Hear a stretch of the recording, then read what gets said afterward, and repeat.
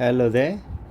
Okay, so for today we will look into subtopic of interference. Okay, so basically we can have two type of interference lah over here. Okay, where we can have a constructive, okay, and also we can have a destructive interference lah. Okay, destructive. Okay, now the condition for constructive to occur.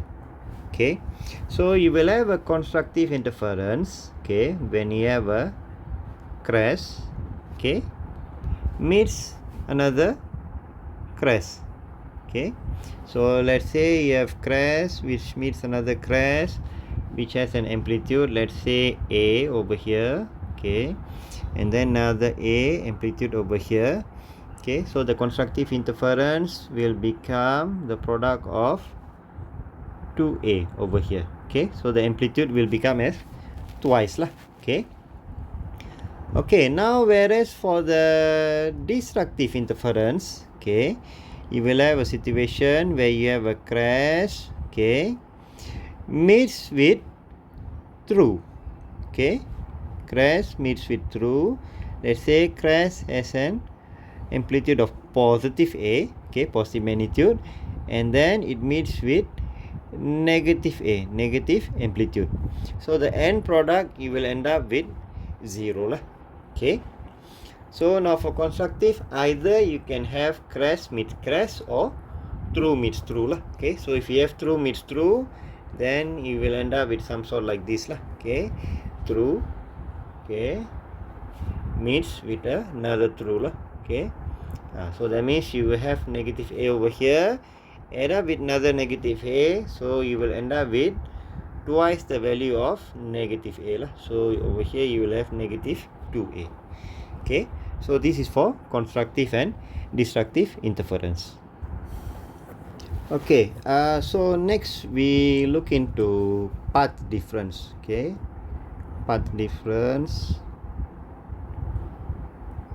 So in short form we just label it as PD lah. Okay, path different.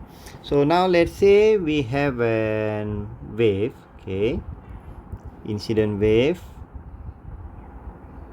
Okay, let's say about 1.5 lah, okay, oscillation, and then you have another wave, okay, in phase.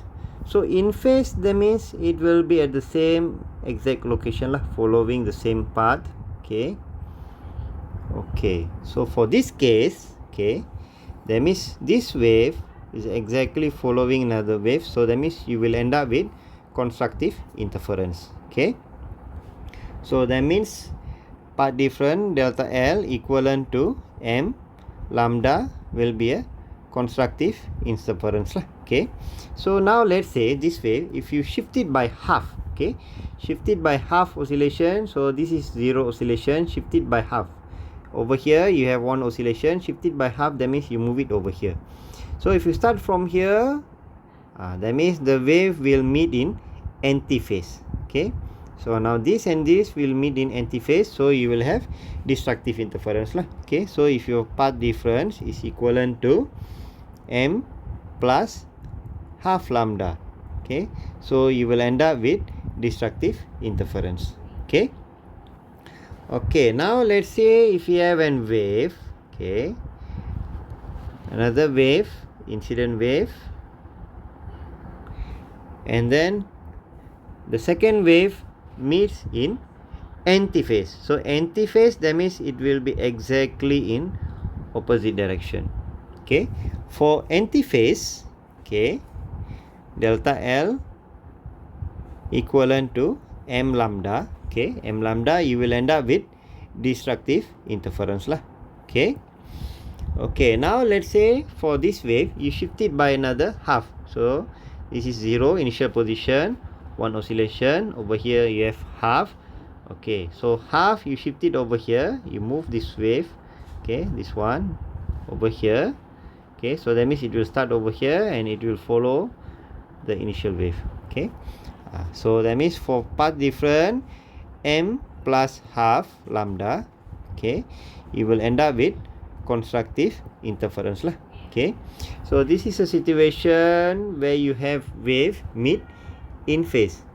Okay, in phase, and this one where you have wave meet in anti phase lah. Okay, so this is very important. Later you need to apply in problem solving. Okay, this one. Okay, that's all for today. Thank you. Have a nice day.